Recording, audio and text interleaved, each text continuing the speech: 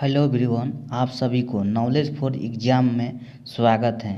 इस वीडियो में महत्वपूर्ण प्रश्न समान विज्ञान के देखेंगे जो आए हुए किसी न किसी एग्जाम में पूछे गए प्रश्न हैं, जो 10 क्वेश्चन लिया गया है और इसके साथ महत्वपूर्ण फैक्टों को बताया जाएगा जो आगे आने वाले एग्ज़ाम के लिए काफ़ी महत्वपूर्ण साबित होगा।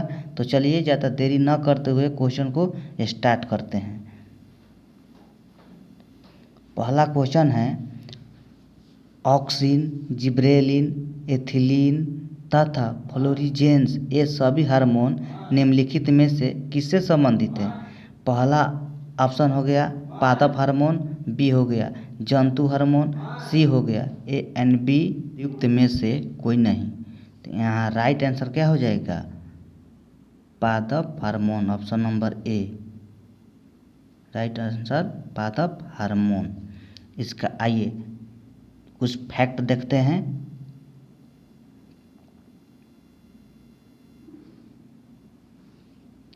पहला फैक्ट है ऑक्सिन हार्मोन। ऑक्सिन हार्मोन के बारे में जानते हैं। यह खोजा गया प्रथम पादप हार्मोन है और इसका खोज डार्विन ने 1880 में किया। दूसरा फैक्ट जिब्रेलिन हार्मोन, इसका खोज क्रूसवा ने 1926 में की। यह बौने पौधे को लंबा कर देता है। आता है क्वेश्चन, वह कौन सा हार्मोन जिम्मेदार है जो बौने पौधे को लंबा कर देता है? तो वहाँ आंसर हो जाता है जिब्रेलिन। नेक्स्ट देखते हैं एथिलीन हार्मोन। एथिलीन हार्मोन यह गैसीय रूप में पाए जाने वाला एकमात्र हार्मोन है। गैसीय अवस्था में पाए जाने वाला एकमात्र हार्मोन एथिलीन। इसका हार्मोन होने का प्रमाणित वर्ग ने 1962 में किया। और इसको फैक्ट देखते हैं। फलों को पकाने में सहायक कौन होता है? एथिलीन। पुष्पों की संख्या की वृद्धि में सहायक होता है एथिलीन हार्मोन। नेक्स्ट देखते हैं पॉइंट। नेक्स्ट फैक्ट है फ्लोरीजेंस हार्मोन। यहाँ फूलों को खिलाने में मदद करता है, इसलिए इसे फूल खिलाने वाला हार्मोन कहा जाता है। देखिए, एक क्वेश्चन था हार्मोन से रिलेटेड, इतना सारा फैक्ट दे दिया गया। मोटा मोटी सब हार्मोन जो जितना महत्वपूर्ण है सबको डिस्कस कर लिया जाए। इसमें से जो आएगा आप करेक्ट कर लेंगे, याद रखिएगा। दूसरा क्वेश्चन, पौधों का जनन अंग कौन होता है? इन ऑप्शन में से बताना है। ऑप्शन ए पत्तियाँ, बी ऑप्शन पुष्प, सी तना, डी जड़। यहाँ राइट आंसर हो जाएगा आपका बी पुष्प। चलिए कुछ फैक्ट देखते हैं।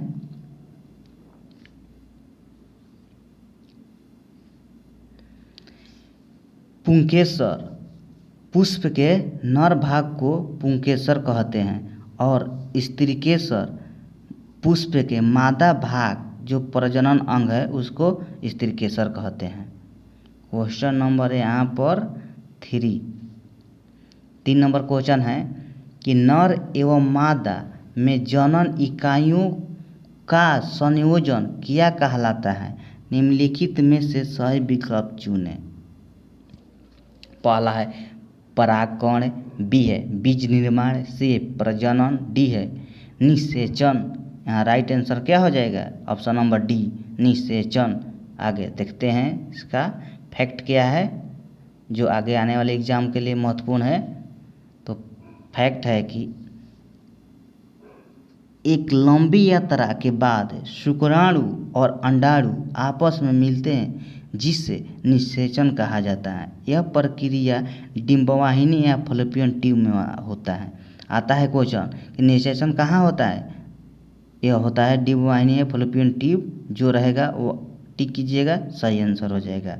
शुक्राणु मेल भाग का पार्ट हो गया, अंडाणु फीमेल भाग का, दोनों आपस में मिलता है जिसे निषेचन कहा जाता है। क्वेश्चन नंबर 4,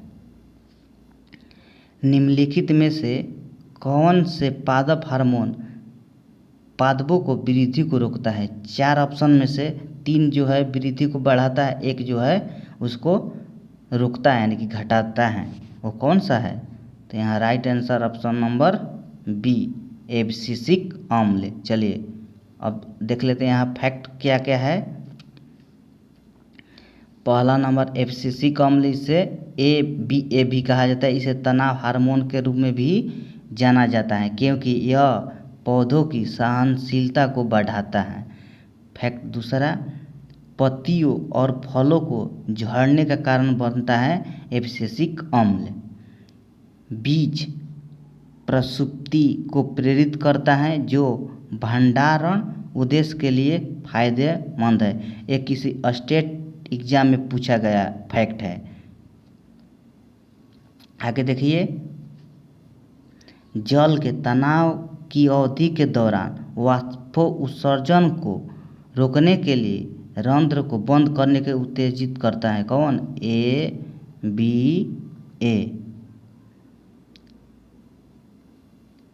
यहाँ अगला है नेक्स्ट, साइटोकाइनिन। यह प्राकृतिक रूप से ऑक्सीन के साथ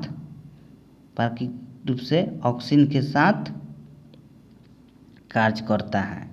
अब ऑक्सीन के बारे में और कुछ देखते हैं फैक्ट यहाँ क्या क्या है। ऑक्सीन यह आरएनए प्रोटीन के निर्माण में सहायक होता है। महत्वपूर्ण पॉइंट है, याद रखिएगा।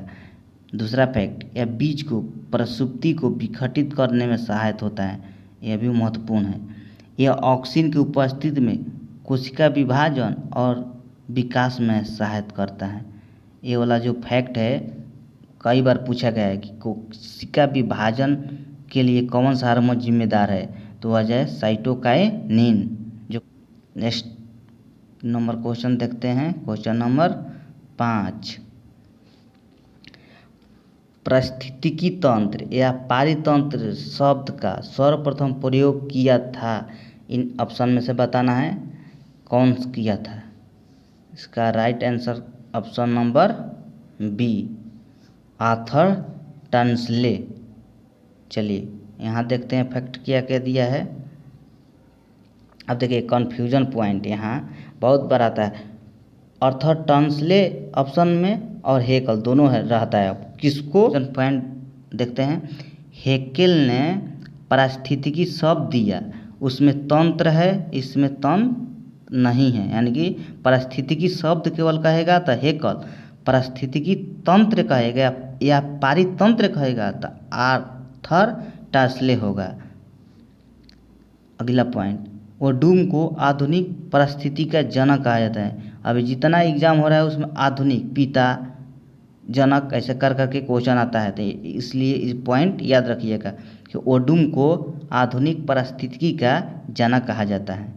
नेक्स्ट पॉइंट है कि भारत में पारिस्थितिकी का जनक किसको कहा जाता है, तो रामदेव मिश्र को जाना जाता है। भारत, यह भी महत्वपूर्ण पॉइंट है। आगे क्वेश्चन देखते हैं। नेक्स्ट नंबर क्वेश्चन नंबर 6, पारिस्थितिकी विज्ञान केंद्र स्थित है। इन ऑप्शन में से बताना है। Option number A Ahmedabad, B में मुंबई, सी है बेंगलुरु, डी है हैदराबाद। यहाँ राइट आंसर क्या होगा? Option number C, Bengaluru. चलिए आगे देखते हैं इसका फैक्ट क्या क्या है। यह पारिस्थितिकी विज्ञान केंद्र वन और पर्यावरण मंत्रालय भारत सरकार के द्वारा 1983 में स्थापित किया गया था।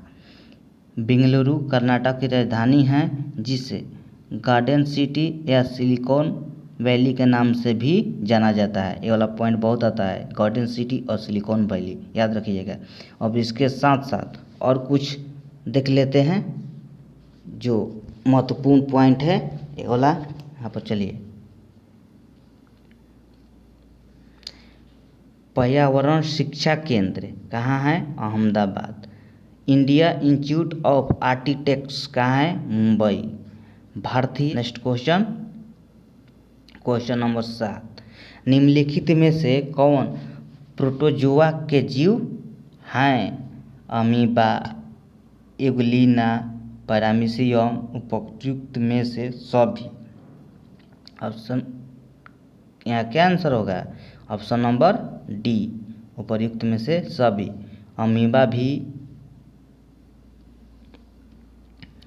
अमीबा भी, एगुलिना भी, पैरामीशियम भी। चलिए आगे देखते हैं, फैक्ट देखते हैं क्या फैक्ट में है। फैक्ट है प्रोटोजोआ संघ, इनका शरीर एक कोशिकीय होता है। कैसा होता है? यूनिसेलुलर। स्वतंत्र जीवी एवं परजीवी दोनों प्रकार के होते हैं। दूसरा पॉइंट। तीसरा हो गया, इनमें श्वसन एवं उत्सर्जन कोशिका की सतह विसरण के द्वारा होता है। किस तरह होता है? विसरण के द्वारा होता है। और इनके जीव द्रव में एक या अनेक केंद्रक पाए जाते हैं, एक से ज़्यादा भी केंद्रक होता है। क्वेश्चन नंबर 8 देखते हैं। किस संघ के सदस्य को आमतौर पर स्पंज के रूप में जाना जाता है? पोरीफेरा, बी में टिनोफोरा, सी में एनेलिडा, डी में निडेरिया। यहाँ राइट आंसर क्या हो जाएगा? ऑप्शन नंबर ए, पोरीफेरा। चलिए आइए डिस्कशन में देखते हैं क्या क्या है। पोरीफेरा, इस संघ के जंतु खारे जल में पाए जाते हैं। किस प्रकार के जल में पाए जाते हैं? खारे जल में। यहाँ पॉइंट है, यह बहुकोशिकीय जंतु हैं, यानी कि सेलुलर क्या है? मल्टीपल, परंतु कोशिकाएं नियमित ऊतकों का निर्माण नहीं करती हैं। दूसरा फैक्ट, इनके शरीर पर असंख्य छिद्र, जिसके ओस्ट्रिया बोलते हैं, पाए जाते हैं। बहुत इम्पोर्टेंट पॉइंट है। इनके शरीर में एक गुहा पाई जाती है जिसे स्पंज गुहा कहते हैं। इसी के कारण पोरीफेरा संघ को स्पंज बोला जाता है। उदाहरण देख लिए, इतना उदाहरण याद रखिएगा, इसी में से आता है। उदाहरण महत्वपूर्ण है, इम्पोर्टेंट। क्वेश्चन नंबर 9 देखते हैं। निम्नलिखित में से कौन सा संघ एनेलिडा का उदाहरण है? जोंक, केंचुआ, नेरिस, उपर्युक्त में से सभी। आंसर क्या हो जाएगा? ऑप्शन नंबर डी, उपर्युक्त में से सभी। ये फैक्ट देखते हैं क्या क्या है। राइट आंसर डी हो गया। एनेलिडा संघ का आहार नाल पूर्णतः विकसित होता है। उत्सर्जी अंग वृक्क यानी किडनी होता है। कौन सा होता है? उत्सर्जी अंग वृक्क यानी किडनी। एक लिंगी एवं उभयलिंगी दोनों प्रकार के होते हैं। यह भी इम्पोर्टेंट फैक्ट है। नेक्स्ट क्वेश्चन, क्वेश्चन नंबर 10 है। निम्नलिखित में से कौन सा जीव संघ आर्थ्रोपोडा के अंतर्गत आते हैं? ए में जेलीफिश, बी में केकड़ा, सी में घोंघा, डी में सीप। यहाँ राइट आंसर क्या हो जाएगा? ऑप्शन नंबर बी, केकड़ा। चलिए फैक्ट देखते हैं क्या क्या है।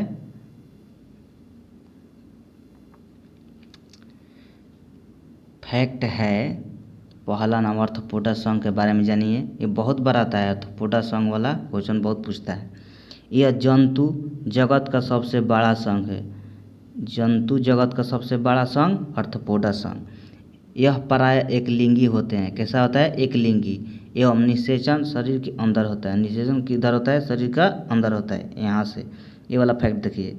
रुधिर यानी कि रक्त परिसंचरण तंत्र खुले प्रकार का होता है। कैसा होता है? खुले प्रकार का। बी में ट्रेकिया, गिल्स, बुक, लंग्स, सामान्य सतह आदि श्वसन अंग है। ये सब इस श्वसन अंग का नाम है, ये याद रखिएगा। अगला फैक्ट, इस संघ का उत्सर्जन मैगपिलियन नलिका के माध्यम से होता है। ये वाला बहुत इम्पोर्टेंट है, ये रिले प्रीवियस में आया हुआ क्वेश्चन है। आर्थ्रोपोडा संघ। नेक्स्ट क्या है? आर्थ्रोपोडा संघ में संयुक्त उपंग होते हैं, संयुक्त होते हैं उपंग। तिलचट्टा, मच्छर, खटमल, मक्खी, केकड़ा, झींगा, मछली आदि ये सब इम्पोर्टेंट उदाहरण है। ये वाला कंठस्थ रखिएगा, इसी में से कोई एक देश के बना सकता है क्वेश्चन। आगे चलिए अब होमवर्क देख लेते हैं जो आपको कमेंट बॉक्स में कमेंट करना है। पहला क्वेश्चन है कॉकरोच के हृदय में कितने कक्ष यानी कि चेंबर होते हैं, पहला क्वेश्चन हो गया। दूसरा नंबर केंचुए में कितने जोड़ी हृदय होते हैं। अब चलिए होमवर्क बताइएगा,